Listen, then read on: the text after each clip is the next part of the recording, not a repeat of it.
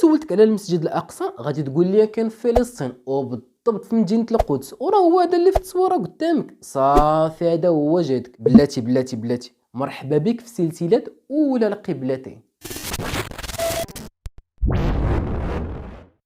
اولا عزيزي المشاهد، خصك تعرف باللي المسجد الاقصى ماشي هو هذا وماشي هو هذا، وانما هادشي كله اللي داخل السور راه هو المسجد الاقصى. اما بالنسبه للاسماء نتاعو كاينين بزاف، ولكن اشهرها وفقا للكتاب والسنه هو بيت المقدس، والياء عاد المسجد الاقصى، والمساحه نتاعو تقريبا 144 الف متر مربع، وراه هو تاني مسجد تبنى في التاريخ كله من بعد المسجد الحرام اللي كاين في مكة المكرمة. وعلى ذكر الحرام، ما كنقولوش بأن المسجد الأقصى هو ثالث الحرمين، حيت فاش كنقولوا الحرم على شي مسجد يعني حرام فيه الصيد والقتال والأخذ من الشجر إلى آخره، بحال الكعبة والمسجد النبوي. أما المسجد الأقصى ما حرام فيه لا صيد لا قتال لا الأخذ من الشجر، يعني ما باقيش تقول لا حرم قدسي ولا حرم شريف. تفهمنا؟ كان البناء نتاع المسجد الأقصى ب40 سنة من بعد البناء نتاع الكعبة المكرمة. أما بالخصوص شكون اللي بناه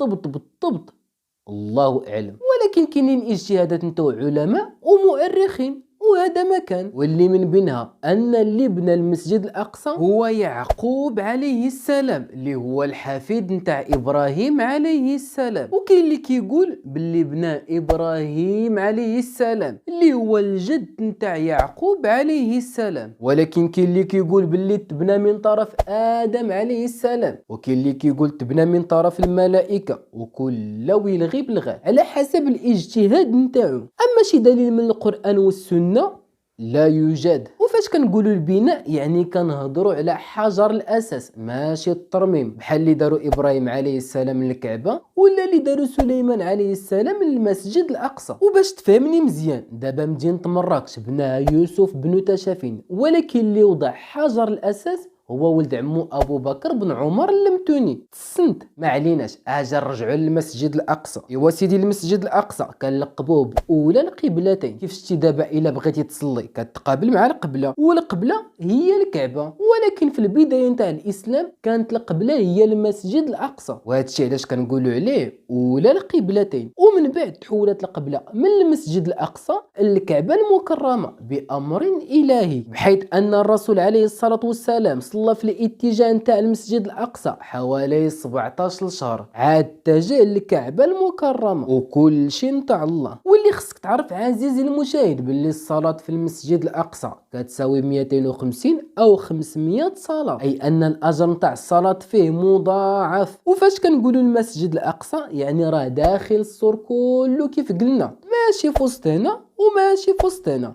صنت وبلا ما تخاف ولا تداش، وعندك يخلعوك هاد البنايات راه كل شيء غادي نشرحوه بالخشيبات. المهم فين خلينا؟ ايوا سيدي اللي خصك تعرف هو المسجد الاقصى مسجد مبارك ما فيه وما حوله، راه هو مكان الإسراء والمعراج نتاع الرسول عليه الصلاة والسلام. وزيد عليها أن المسجد الأقصى هو المكان الوحيد في الأرض اللي تجمعوا فيه جميع الأنبياء وصلى بهم الرسول عليه الصلاة والسلام إماما في ليلة الإسراء. زائد أن المسجد الأقصى هو ثالث مسجد تشد إليه الرحال مع المسجد الحرام والمسجد النبوي، بمعنى كتهز شواكشك وكتقصدوا والمقصود الله تعالى. وزيد عليهم هذا المسجد من بين 4 البلايص اللي ما كيوصلوهمش المسيح الدجال، اللي هما المسجد الحرام والمسجد النبوي والمسجد الاقصى والطور، اي الجبل اللي كاين في صحراء سيناء في مصر اللي كلم فيه الله تعالى النبي موسى عليه السلام. وما نسوش باللي البيت المقدس وارض الشام بصفه عامه هي ارض المحشر والمنشر. المهم هادشي كله كنقولوا لك باش تعرف باللي الدفاع على المسجد الاقصى راه عقيده ماشي تضامن. المهم فين خلينا؟ خصك تعرف باللي البيت المقدس هو المكان الوحيد اللي مشى ليه الخليفه والصحابي عمر بن الخطاب رضي الله عنه شخصيا، اي من المدينه حتى القدس باش يتسلم المفاتيح نتاعو. زائد دخلوا ليه بزاف الصحابه رضي الله عنهم، وهذا الشيء كيدل على الاهميه نتاعو والمكانه نتاعو عند المسلمين، اي المسلمين ماشي المتاسلمين. او تي اجي نقلبوا الموضوع ولا نصدقوا خارجين اللعب. ايوا سيدي هذا هو هو المسجد الأقصى، أي كل ما هو داخل السور راه هو المسجد الأقصى فين ما حطيتي رجلك، وكيتعتبر واحد من أكبر المساجد في العالم، بحيث في وسط منه بزاف البنايات والأشجار والمدارس والأبواب والمعالم التاريخية.